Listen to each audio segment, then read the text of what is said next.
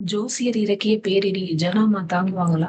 எல்லா போட்டியிலயும் மீனா தான் ஜெயிச்சுட்டாங்கன்னு தினமும் அனௌன்ஸ் பண்ணி இருந்தாலும், சாவி குடுக்குற நேரம் வரும்போது அமுதாவும், கணேசனும் மீனாவ ஏத்தி விடுறாங்க. மீனா ஒருவேளை அத்தை உன் கையில சாவி குடுக்காம தமிழ் கையில குடுத்துட்டாங்கன்னா என்ன பண்ணுவ? அப்படின்னு கேட்க, அமுதா சொல்றாங்க, அந்த மாதிரிலாம் ஜனாமா பண்ணாங்கன்னா, வீட 2 பண்ணிட மாட்டா மீனா? அப்படின்னு சொல்றாங்க. அதுக்கு மீனா சொல்றாங்க, அத்தை வந்து நான் தான் ஜெயிச்சுட்டேன் அப்படின்னு சொன்னாங்க. என் கையில தான் சாவி குடுப்பாங்கன்னு எனக்கு நம்பிக்கை இருக்கு.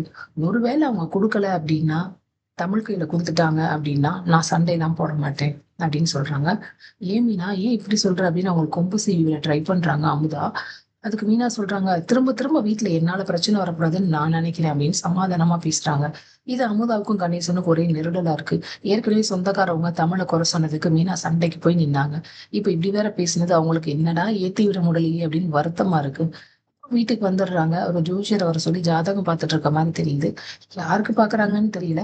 "ஜாதகத்த பத்தி நீங்க சொல்லவே இல்லையே" அப்படின்னு மீனா கேட்க, அந்த சீன் அதோட முடியுது. ஜோசியர் வெளியில போய் பேசுற மாதிரி காட்டுறாங்க. "கல்யாணம் பேசுறதுக்கு முன்னாடி என்கிட்ட கேட்டிருந்தீங்கன்னா, நான் உண்மைய சொல்லியிருப்பேன். ஆனா இப்ப உண்மைய சொன்னா, அது உங்க குடும்பத்துல பல பிரச்சனைகள உருவாக்கும்" அப்படின்னு சொல்றாரு. இது தமிழ் செவிய பத்தி பேசுறாங்களா? இல்ல வர்ஷினி பிரபுவ பத்தி பேசுறாங்களான்னு புரியல. வெயிட் பண்ணி பார்ப்போம். சீரியல் அப்டேட்ஸ்க்கு எங்க சேனல சப்ஸ்கிரைப் பண்ணுங்க. மீண்டும் அடுத்த அப்டேட்டில் சந்திப்போம்.